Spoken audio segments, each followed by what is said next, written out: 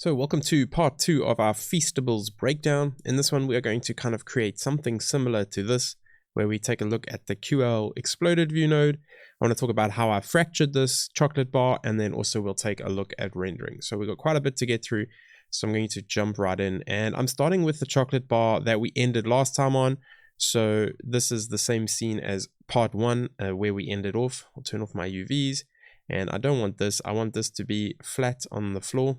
And what I actually did was I transformed this to be upright. I guess it doesn't really matter, but I'll just follow what I did. And then I'm going to use a match size and just place it on the floor. Just makes everything from this point easier.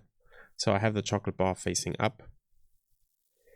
And you can use something called the material fracture. If you're new to Houdini, maybe you don't know this one. The RBD material fracture is really cool, but it takes a while and it doesn't have very nice edges. And you can kind of play with some of these detail here. So you can add in some edge detail. It takes quite a while to calculate. It's doing a lot behind the hood. So you can see we kind of get some edge detail, and I wanted something like this, but I wanted something a little bit more erratic and something a little bit more controllable. So I ended up not using the material fracture. What I ended up using is a Boolean fracture, and this requires some sort of cutting geometry, not points or anything. So we'll pop our geometry in here, but now we need some sort of cutting geometry. And what I'll do is just clean this up, move this down. We'll use this later to render. We don't need that. And we will use our low res geometry. And then here I'm going to add a grid. So if we take a look at our grid, it's over here and our chocolate bar is over there. So let's just move this up. And if I pop this in here, and then I use an exploded view just to see what this is actually doing, you can see now I have two pieces of geometry, and I can make this smaller. So where the grid was, it is cutting this in half. So what I ended up doing was going into my front view, or side view, I guess, the right view or left view. And then I wanted cuts pretty much strategically to create these blocks where the blocks are. So I can create this grid.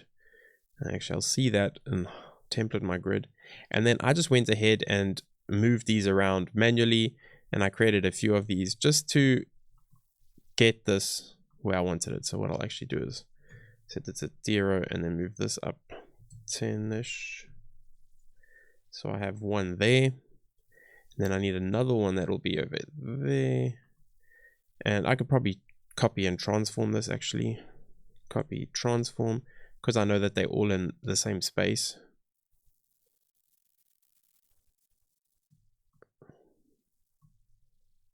Okay, so now I have these three, so that's great. And now what I want to do is I want to cut these little blocks out too. So I'll just copy this, and this one I will flip this way. And again, I'll move it up. And what I want to do is just make sure that this is shorter. And move it over here.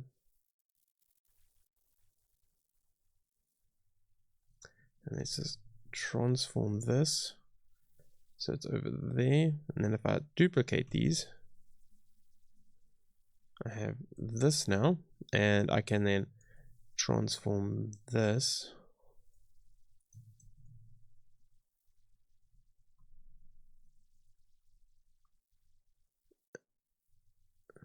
So my handle's all the way down here, but that doesn't matter. I'll just use it like that.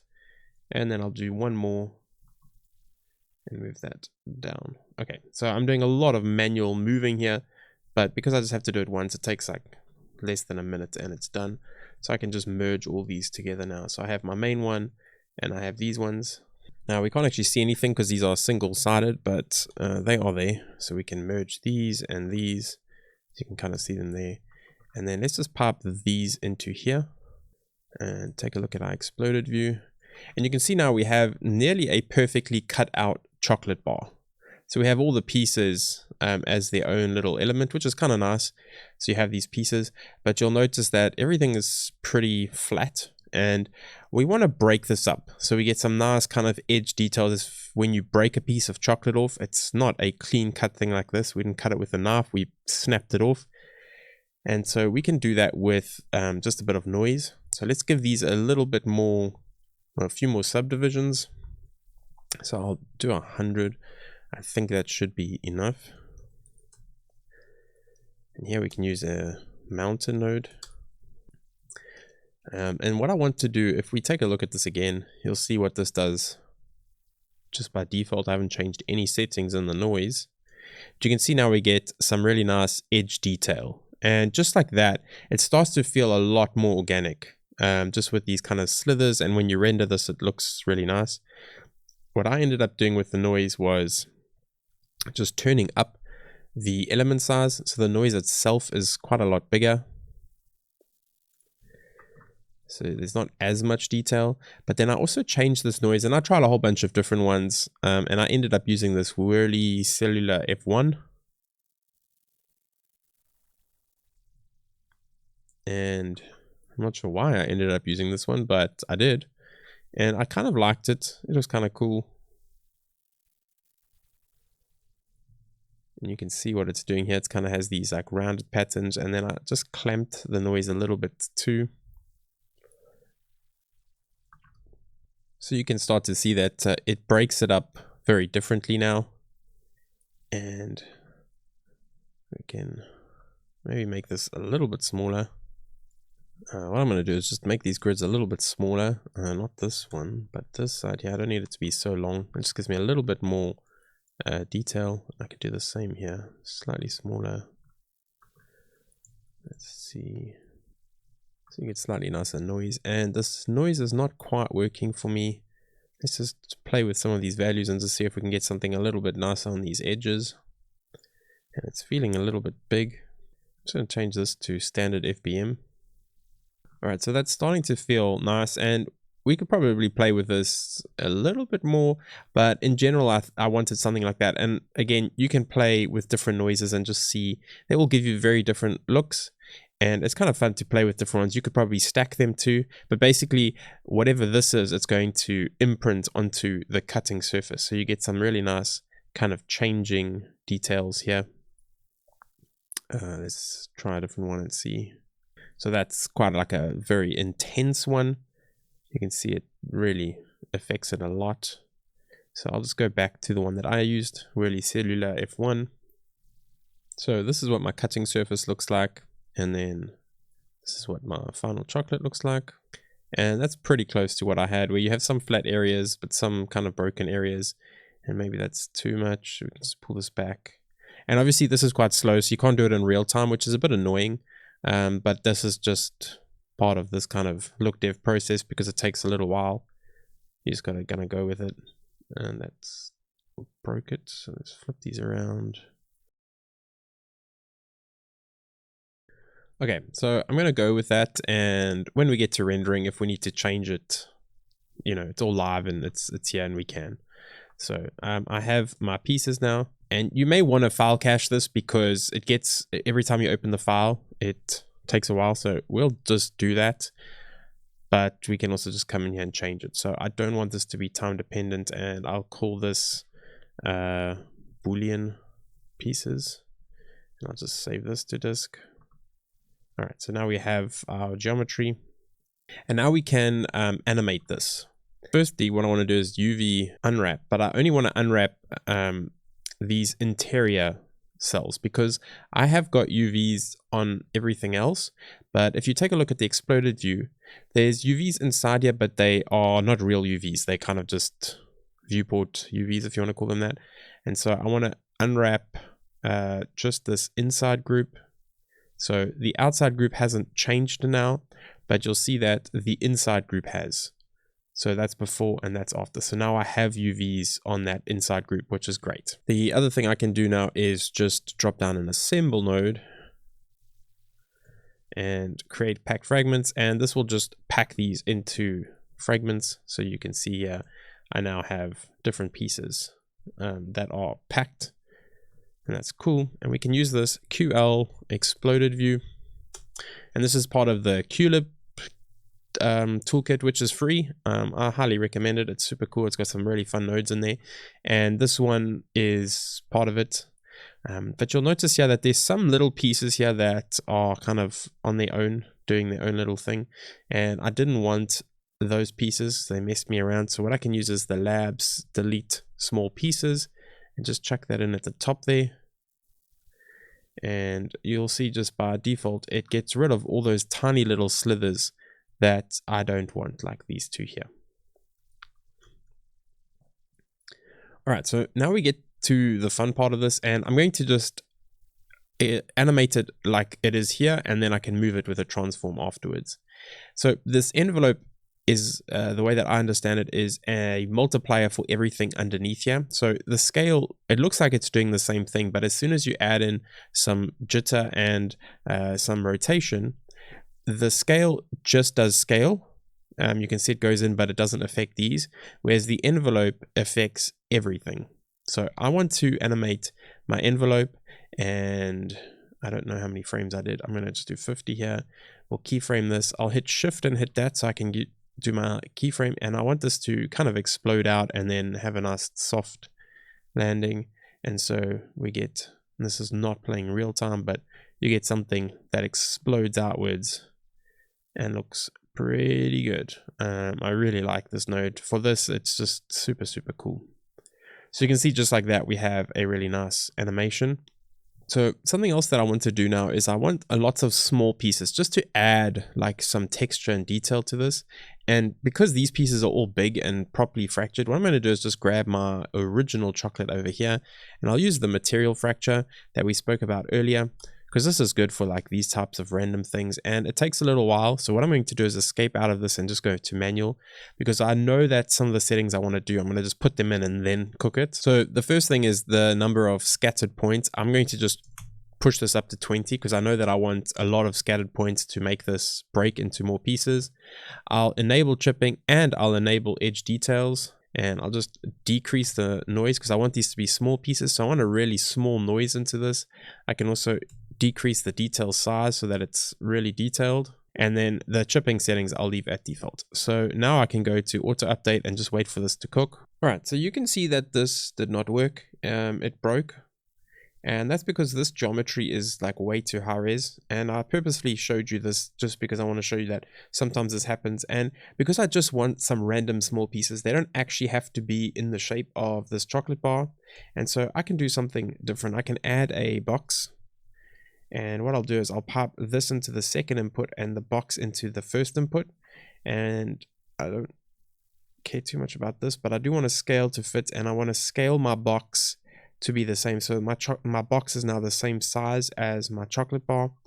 And not only will this RBD material fracture be a lot faster, it will work a lot better because I don't have lots of polygons. I just have 6 because it's a 6-sided box. And this will actually work really well for what I want. All right, so it's still kind of broke. And let's just do an exploded view and see what we're looking at here. We'll probably see why it broke. So you can see that this noise on the interior detail is way too small. So I can go in here and the element size and just make it maybe 2. All right, so that's looking better. There's no broken geometry and exploded view. You can see now we have lots of these little shards and pieces and some bigger pieces. I obviously don't want all of them. Get rid of my ground plane. I just want some smaller pieces. And obviously I'm not really getting that right now. So what I can do is I can use a measure node. And I want to measure the area, and I want per piece. And I can use the name attribute, which this gives me a name attribute, this material fracture. And if we visualize, I don't want area, I want volume. If we visualize our volume, you can see that the different pieces have different volumes. So the red are really big and the blue ones are really small. So I can then just blast anything that has a big volume. So at volume, if the volume is bigger than 0.1, blast it. Okay, and let's just stop visualizing that. And we can kind of just keep going up until we get some bigger pieces and smaller pieces. And that looks pretty good. So now I can just do the same thing as before. I can assemble it, create packed, and then I can Control Alt Shift copy this so that I have a reference copy. And then when I pop these together, let's take a look at it. You can see that we have the same animation except that this is in the wrong space. Did I move this? I did.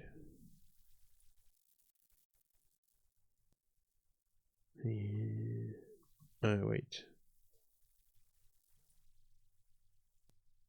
What?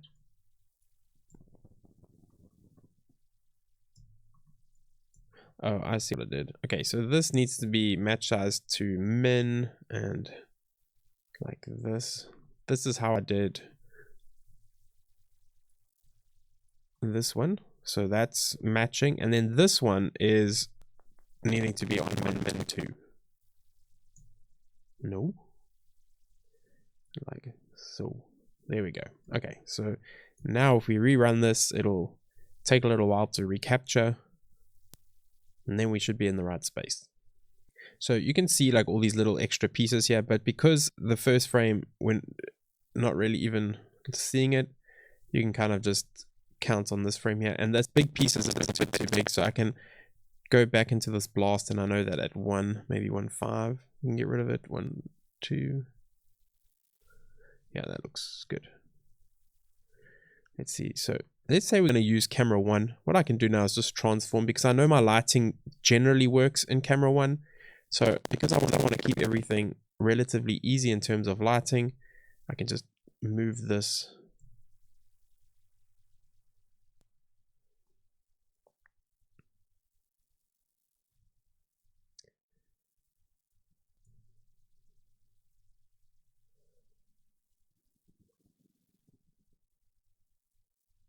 And I can even scale it bigger, smaller, it doesn't matter. And I wanted this Mr. Beast logo to be quite prominent. So you can see now, as it breaks out, you see all these little pieces and these big pieces, and it works quite well. So let's drop down and unpack node and drop this into render chocolate. And now we can go Redshift, open render view. Let's see what we get. All right, so the lighting is a little bit flat, even at this view, and the background itself needs a lot of work. Now, I'm not going to spend too much time on finessing the background. We can maybe just give it a bit of a nicer color. I think I used a blue. And something that I wanted to do with the background was to make sure that I gave it a kind of more dynamic lighting. So let's do the top and bottom thing.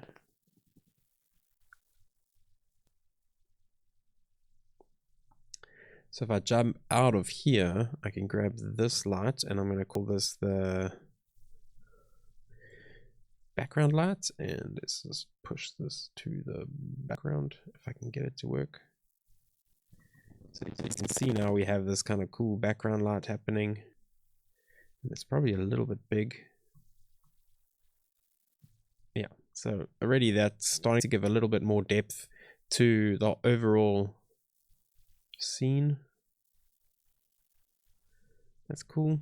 And then the background, make it a little bit darker.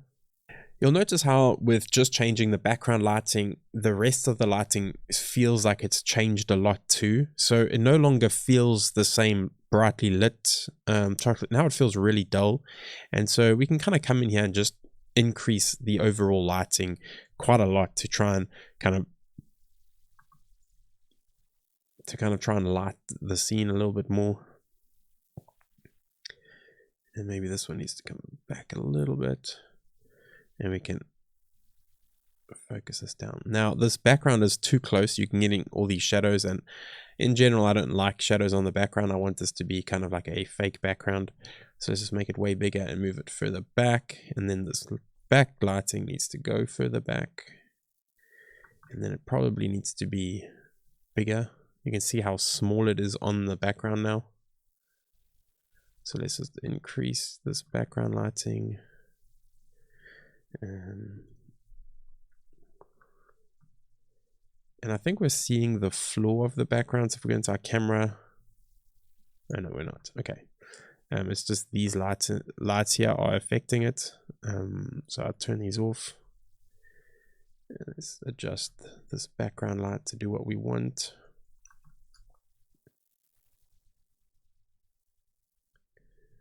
And I want to make sure that the roughness, okay. So we can increase this maybe even more. Okay, that's starting to feel better.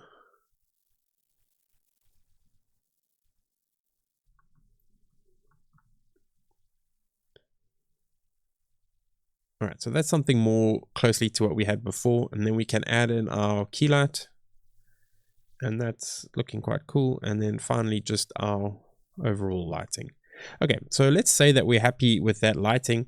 One of the things that we want to now work on is just these edge details. You can see it doesn't look super believable.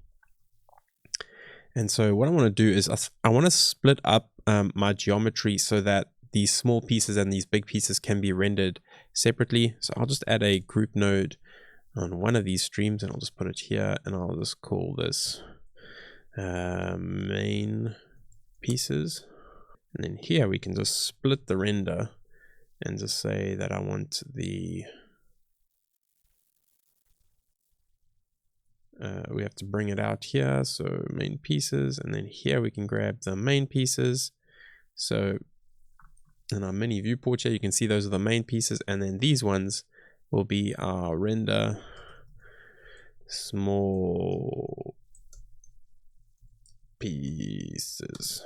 Okay, so I'll just copy this, and then GeoNode, this is render small pieces. And then Control-Shift-V. Now I have my small pieces. So with this one, I don't have to use displacement or anything because they're so small. I just want these little shards. But with this one, we will use this displacement. And what I want to do is I want to add displacement just to these edges. So the top looks like it does, but these edges I can add in my own displacement. And so what we want to do is make sure that we have a group here. Let's just minimize this, that we can use to do that. And I think we have now we packed here, we have exploded view, we have this group called inside somewhere here, inside, which is what we want to do. And so what I can do is just add a attribute create, and I'm going to create a group before the symbol that's going to be called inside. I'll give it a value of 1 and I will say it's the inside group. So now if we exploded view and we take a look at our attribute inside, we have this attribute over here. That's cool. So when we get to rendering, we can go into our render, start it, and go into our Redshift, our chocolate bar, and I'll call this small pieces, because that's what we'll use for our small pieces. So I'll apply that here. Small pieces. So now they get that nice chocolatey texture. And with this one, what we want to do is we want to add in some displacement or some bump. So first things first, let's add a displacement blender. And that's because we want to choose that we want to just use the side. So the way that I like to do this is just use an ABS color. And I pop this into a displacement. I don't know if this is how you're supposed to do it, but this is how I do it. And then this is going to be kind of like my base color. And I always set this to something ridiculously low. I don't know if it matters, but I do. And then we can pop this into displacement. Okay, now we need the actual displacement texture. And for this, I just used another Maxon noise. And I will use a Maxon noise like Cranial, which is kind of like these little bubble looking things. And I found that this worked pretty well for what I wanted. So I'm just going to pop this into a displacement texture into input 1. And let's just take a look at what that looks like. Let's refresh. Let's increase this.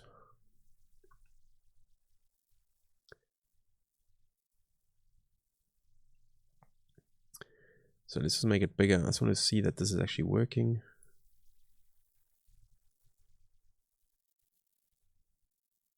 So you can start to see that it's adding some noise. Maybe we try a different one. And you can also combine multiple.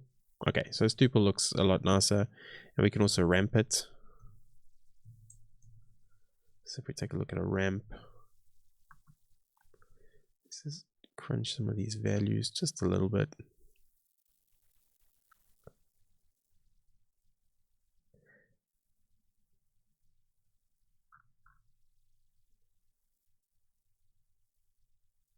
And what I want to make sure with my noise is that I'm actually using my UVs so that it's mapping nicely to the side especially.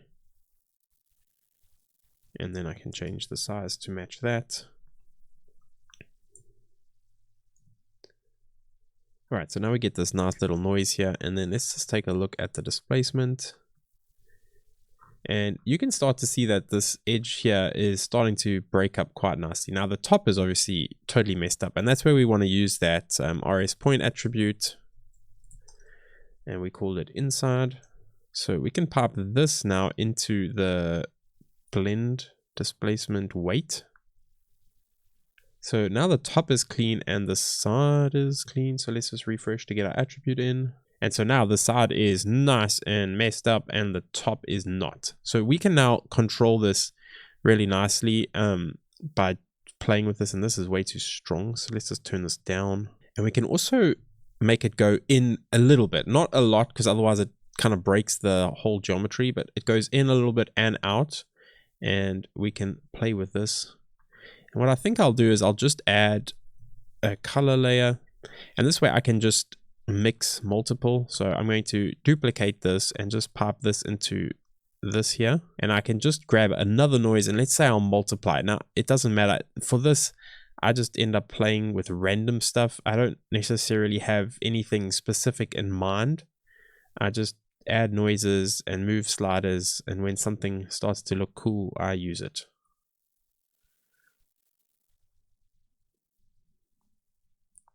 This doesn't seem to be doing much. Let's just take a look at this one. So I have that. So maybe what we do is we swap these. I'll put this in the base color, this in the here. And then I'm multiplying that noise onto the other noise. Maybe it's too strong.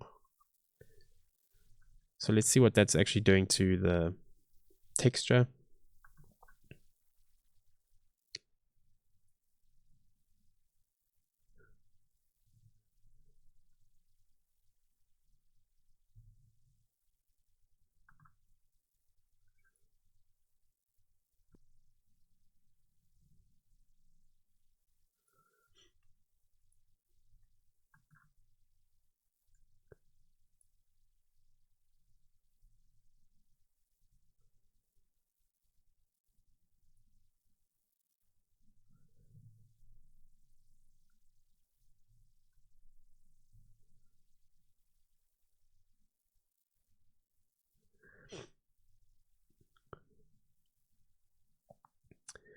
So you can see now I'm just playing with different things, and I'm actually going to copy another one. And here I want something like that cranial noise as like my main noise, and you can see that adds some really nice detail there just by default. So I can just leave that like that.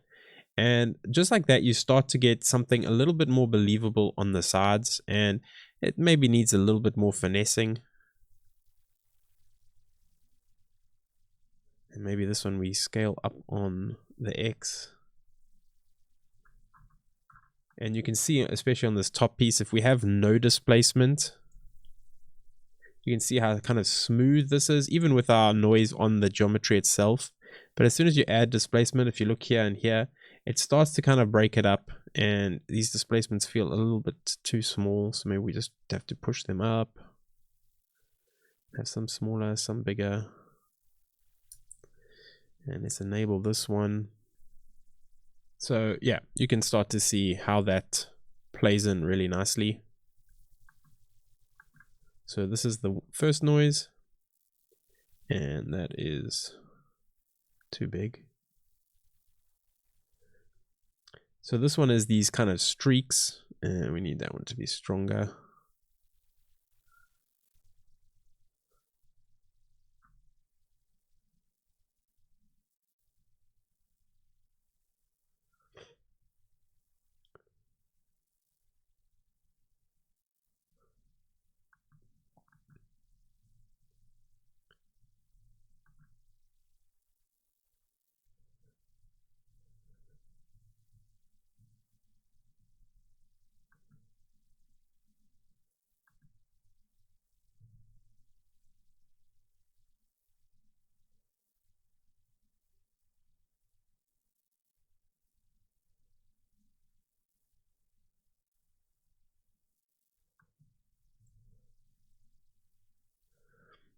All right, so yeah, I'm not going to sit here playing, but that's basically what I ended up doing.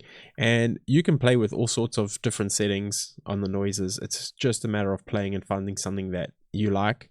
I really like these kind of long streaks at the bottom here. I think that's working quite nicely. This piece here looks a little bit too lumpy and noisy, and I'd want to break that up to feel less smooth and more kind of rigid. And maybe it's just a matter of clamping some of these noises in. Yeah, so already that starts to feel a little bit better where it's nice and smooth. And we can also play a little bit with our main material, and I've spoken about this before, but maybe we want to increase the subsurface. So if we jump into, let's see what camera 2's got for us. Not amazing, but you can see here that this is now too much. So if we go back down to 1, you can start to see that the edges don't let light come through too much, which is what we don't want too much light to come through, otherwise it gets that really whiteness, and chocolate doesn't have that. And it's the same with the small pieces. Because they're so small, I don't want as much subsurface. I want these to feel quite solid, like little chunks of chocolate, and not too see-through. And so that's starting to feel better. And yeah, I think that's pretty much it. We can add a rim light if you want to separate it more from the background. I'll often just drop down a rim light, something at the back here. Let's just pull it down. If we jump into our camera, we can see where it is. It's over there, and I want it to be the opposite of kind of our key light, which is on the other side. So I'll be somewhere here. Let's stretch it up and bigger.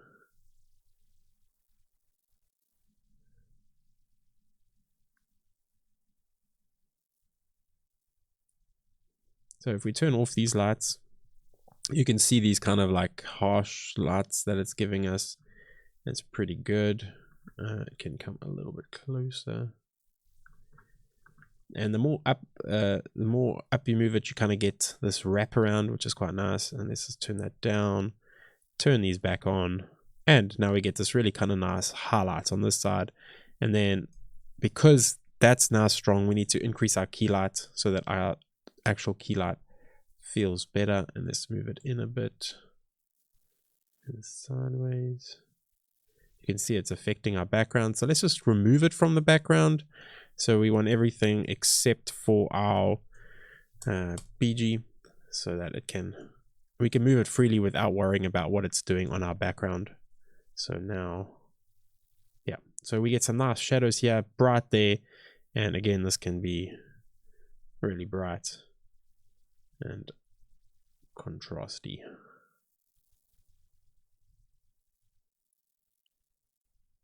Because our key light is so bright and contrasty, maybe we want to adjust our chocolate material, but that is totally up to you. I'm going to leave it like this so that I don't spend too much time just tweaking things. But this is basically where I got it. You get these nice details on the texture on the sides, have these nice small pieces, exploded view, everything's working. So I hope you enjoyed that one, and I'll see you next time.